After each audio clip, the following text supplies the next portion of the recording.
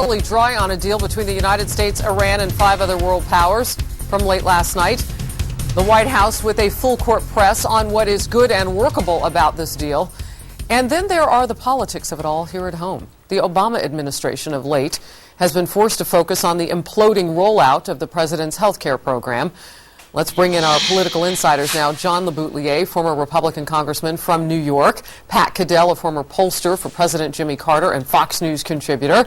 Doug Schoen, former pollster for President Bill Clinton and Fox News contributor as well. These gentlemen to my right are used to looking at the numbers. That's true. So we're going to take a look at some numbers in just a second to see where the president is in all of this. But I want to start, Doug, with Iran. It is not Obamacare, so the talking points now will shift, at least for a little bit, for this administration that's been so plagued.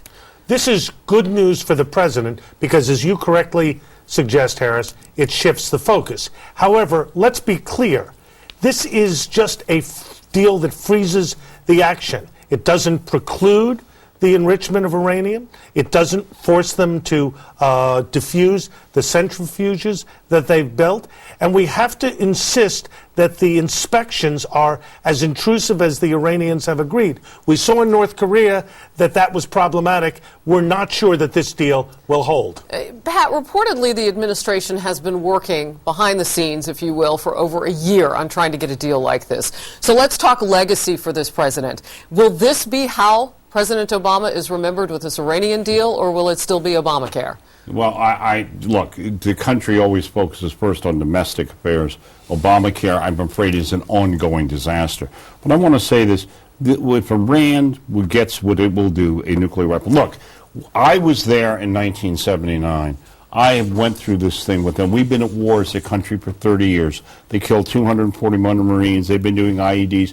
The only time they've stopped is when we were on the border of Iran after we conquered Iraq, and they were terrified for 2 years. Let me tell you something. Anybody believes this deal is going to produce, if it produces them a non-nuclear Iran, that'll be great. If it doesn't, and Israel has to go to war or whatever, it's going to be a disaster. It's going to be the question, who lost the Middle East? John, let's talk about Israel and all of this. We're getting some readout on what Benjamin Netanyahu, Prime Minister of Israel, and the President talked about during that phone call today. The President trying to reassure him that they're all on the same page. Your thoughts? Well, they're not on the same page. And I think what is really hurting Israel and going to hurt this deal is the secret nature of these talks that Kerry's people and the Iranians had without our partners even knowing about it. Our negotiating partners, England, Germany, France, Russia, China, have just found out in the last 2 weeks. So why are they there at the news conference and at the side of John Kerry?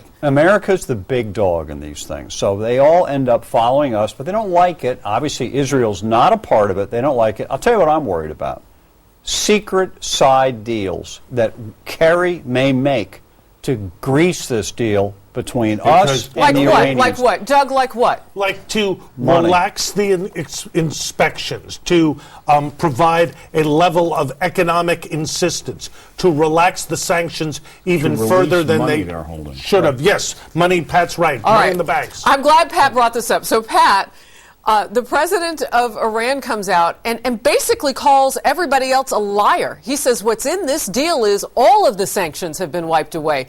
Is there any possibility that Rouhani is telling the truth? Let's go back to this. You know what the problem is in this little mini Munich is that, as I like to call it, is that the desperation to do a deal on the part of this president and this Secretary of State, whatever the cost. This president has been, frankly, oblivious to Iran and has turned an eye from the democracy movement and whatever else. He keeps thinking he can do these things with anybody, and I think they want a deal at all costs, and God knows what they really promised them. And Harris, if we relax sanctions and their economy regenerates, which is what they're wanting, that means more money for that same regime that funds Hezbollah and Hamas and did the IEDs and is an enemy of the United States and Israel, right?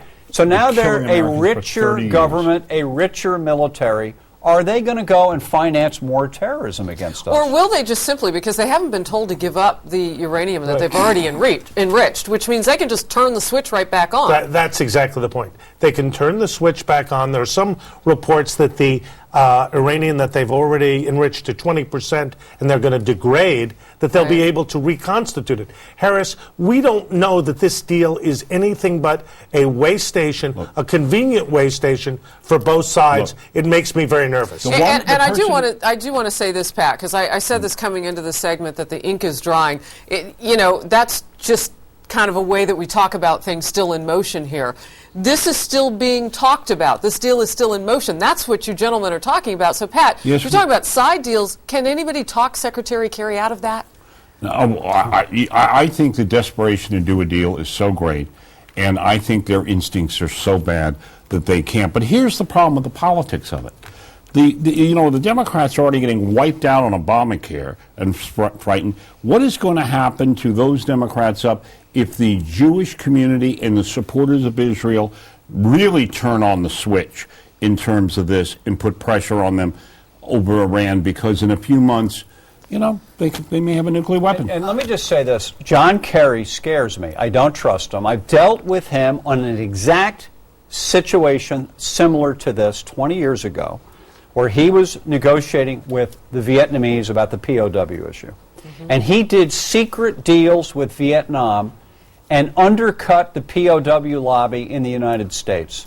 And if he did it, if that's his M.O. then, it could be his M.O. today. All right. I want us, because we're talking about him, Secretary John Kerry today was trying to reassure Israel that they are safer now because of this deal. Let's watch that, and then we'll talk more. We will now be able to have greater inspection, greater knowledge, greater restraint, and that will expand the amount of time it would take for them to break out and create a nuclear weapon. That makes Israel safer. That makes the region safer.